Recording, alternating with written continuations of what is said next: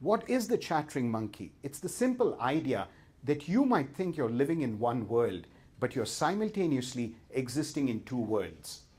I know some of you are looking at me like I'm giving you some Hindu shit here. But this ain't no Hindu shit. Think about it, folks. The world of events is where things are happening.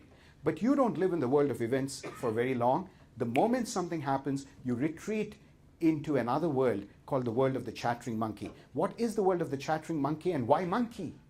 Simply because the Eastern mystics like Osho have invoked the metaphor of the chattering monkey. How many of you would agree that for the 45 minutes that you've been here or so, even while I'm talking to you, there's a voice inside your head that's simultaneously talking to you? Raise your hand if you agree. That voice has been called the chattering monkey. So they would say, imagine there's a monkey sitting on your shoulder, constantly talking to you all the time, right? My chattering monkey is saying, I hope these audience aren't bored. I don't think I was as good this time as I was the last time. And too bad, they're recording it this time. I wish they recorded it the last time. That's what my chattering monkey is telling me. Loosen up, Param. You are much better than you are being now, you know? So there's a continuous stream of inner chatter. Folks, raise your hand if you agree that from the time you wake up, your chattering monkey starts speaking all the time when you go to bed. And even after you go to bed, your chattering monkey starts weaving dreams or nightmares. In my case, mostly nightmares, but you know, either horrible nightmares or sweet dreams, and it continues. Imagine the volume of inner chatter. Osho would say that if somebody was actually transcribing everything that was going on in your head and that was being said in your head, you would probably be publishing the equivalent of 4 books every day. That's the volume of inner chatter. Take a moment to notice that volume of inner chatter. Now, I'm going to walk you through a simple story from my own life that will bring to you in a very graphic and palpable fashion the pervasive influence of the chattering monkey and the impact it addresses upon, impact it has upon you, your perception of reality and your relationships. So I'm going to tell you the story of a boss that I used to work for in this company, where she would walk in through the main door every day, and after walking in through the main door, she would walk up to my desk, she would sit down at my desk, commiserate with me, check in on how I'm doing, talk to me about the day, and then she would go to her office. Imagine this happening with regularity, unswerving regularity, every day of the year. The boss walks in, comes and spends a few minutes with me at the desk, and then walks to her office. One day, after 365 days had elapsed, my boss went directly to her office, did not look at me, and made no eye contact with me. Folks, how many of you would agree that if you were in my position, you would be a little disturbed by that, right? Those are the moments when the shit hits the fan. And Curious George sits up and starts screaming into your ear. He says, did you just see what happened? She just walked to her office directly and said nothing to you. You know what? I knew she had a mean streak ever since the day I first interviewed with her. It's just that it was in suspended animation until today. Now I know that she is a mean person. What a mean thing to do, to not say hello to you. But anyway, let's hope for the best, because well, I hope I'm not being downsized or right-sized at this time. I got to keep this job. Well, let me go back to her at lunchtime, and maybe it was just a sporadic event and it's not something that is an enduring pattern. I'll check. Things will probably be okay at lunchtime. But let me think about it. What could have gone wrong, though? I was with her till 7:30 in the evening, and she seemed pretty fine with me. She said goodnight to me in a friendly way. And at 8:30 in the morning, she's giving me attitude. I wonder if my boss's boss said something to her, because while he was zipping up in the men's restroom, he didn't give me a very friendly look at all. He was looking a little troubled and angry. Okay, anyway, I'll check it out at lunchtime. Folks, how many statements do you think Curious George has spoken? About 30 or 35. All it took was for the boss to walk to her office, and Curious George loses it. 40 sentences. Now, notice that Curious George says things into my ear, but those messages go in through the ear, and they actually start coloring the way I will perceive my boss. So now I start perceiving my boss as a mean person, because Curious George said in my ear, that was a mean thing to do. Now, folks, the story gets infinitely more interesting. So if you weren't paying attention for the first part, please tune in for the second part. Okay. So The second part is I walk to her at lunchtime. And this is where your chattering monkey will often suffer from asymmetries of information, meaning he doesn't understand the whole picture. What had actually happened was that my boss was supervising a project that 3 or 4 of my colleagues were on that was falling behind deadlines. It was exceeding the budget. It was a disaster.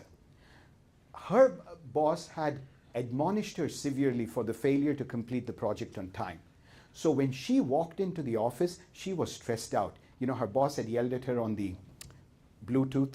So she walked in and speaker, and then she walked in. She made it to her office, picked up her phone, called my 4 colleagues and said, look, we got to have lunch and fix this project.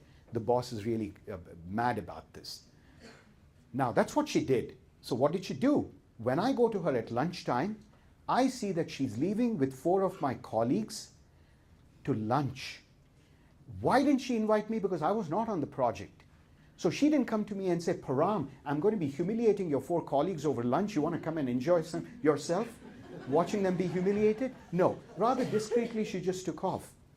And where did she go? To my favorite Indian restaurant. That's when Curious George became Furious George. He became so furious like he had broken into a damn meth lab and smoked all the meth in there. He said, did you just see what happened? Not only did she not say hello to you in the morning, but she leaves for lunch without inviting you to your favorite Indian restaurant. She has the gumption to do that. How the hell am I going to make the payments on that Honda Accord? I don't even have an updated resume because the only version of the resume I had was on the hard drive of the laptop that I gave to my stupid cousin who plays Call of Duty on it all day. I am in deep trouble. Well, I got to do something about this. Maybe I can go home and come up with a spectacular idea and present it to her. And then she'll go, oh, Param's such a keeper. How could I have thought of letting him go? He's simply brilliant. So I go home and I come up with what, at my creative best, an idea that will probably save the department a few $1,000s in administrative expenses. And I'm eager to share it with her in the morning because I have to reverse this unfolding trajectory of events. I'm going to be jobless very soon. How am I going to make the car payments? So I go share it enthusiastically with her. She listens to me sympathetically, but decides that it would be an idea that's difficult to implement because top management buy-in may not be forthcoming. So she says, Param, thank you so much for all the thought that you've given this idea, but I don't think we can make it work. Curious George screams, you jerk. So notice what happened in this situation. The first time my boss walked directly to the office, Curious George said she was mean. The next time she didn't invite me to lunch because she wanted to have a confidential conversation with my colleagues, Curious George said, you're so unfair. And the third time she did not accept my idea for implementation, he said, you're a jerk. Now, who is my boss? Mean, unfair, jerk. Now, it's all very well for you to see it on a slide like this. So notice what's happening. There's the world of events where my boss walks directly to her office. My chattering monkey says, it's so mean that she did that and she didn't say hello to you. Now my boss goes to lunch with my colleagues. My chattering monkey says, that's so unfair. She left for your favorite Indian restaurant and didn't invite you.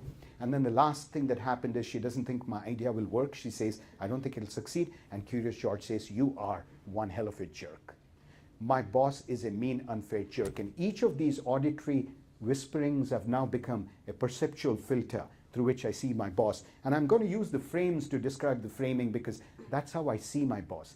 This, folks, in case you didn't know, is called the mean lenses. When I wear these, my boss looks mean to me. But it doesn't stop there. When she did not invite me for lunch, what did my chattering monkey tell me she was? Unfair. So then I started wearing my unfair lenses, which I cannot find right now. Oh, thank you for volunteering your lenses. Okay. Now these are the unfair lenses. So yeah. Now my boss is mean and unfair. And the last time, may I borrow your glasses, sir? I can tell you I don't have any zits on my nose. Just today. Just today. That's what happens. You loan your glasses to the guy who's presenting and you're thinking, your chattering monkey is going, I hope he doesn't have any zits on his nose. Okay. These are the jerk lenses. Now I look at my boss. She looks like a mean, unfair jerk to me.